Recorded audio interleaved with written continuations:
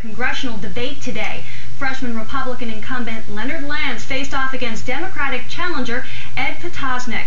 Jerry Henry has details from the debate in Union County. I'm a science teacher. I'm also a small business owner, and I'm working for your future, not a political career. Democrat Ed Potosnik admits he's a political upstart, a science and chemistry teacher with an eye on Washington.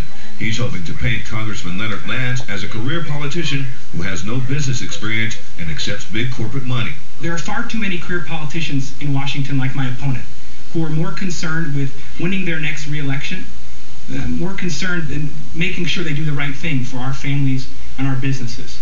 Potosnik also admits he's battling a lack of name recognition and money compared with Lance, who has more than $1 million in his war chest. The congressman was elected to his first term in 2008, but he is perhaps better known for his 6 years in the state Senate and 10 years in the Assembly. Lance says the economy is one of the key issues this midterm. The question is, where are the jobs? And I am committed to working in a bipartisan way to make sure that more jobs are created. And that will require greater certainty in the business community. Since going to Washington, he hasn't done anything to create a job. The number one concern that we have is job creation. And in the entire 2 years that he's been in Washington, he spent less than a minute, 59 seconds, talking on the House floor about jobs. The two are debating on local access TV in Scotch Plains, a part of the 7th Congressional District. They touched both on domestic and foreign policy issues, including the ARC Tunnel project, which Governor Christie has put on hold. I want to be clear. I support the ARC Tunnel and that project, because what it means for folks here is that 40 minutes of their round-trip commute will be cut off. That's a project that my opponent, since being in Congress, hasn't done anything to support.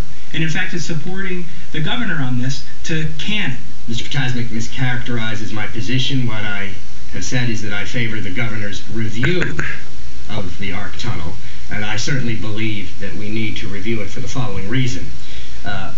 It is estimated to cost $8.3 billion, but there is now a suggestion that it would cost a great deal more than that.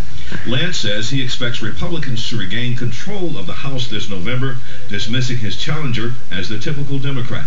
His views represent what this Congress has done, and I believe the American people are going to change the direction of Congress, moving forward in a way to create the jobs America desperately needs. Meanwhile, Potosnik hopes for an upset. I think it's extremely close. The latest polling has me in a statistical dead heat with the incumbent congressman, because people understand that since going to Washington, he's changed. He's not the congressman that we expected. The two have a second debate scheduled for Wednesday. Jerry Henry, NJN News, Scotch Plains.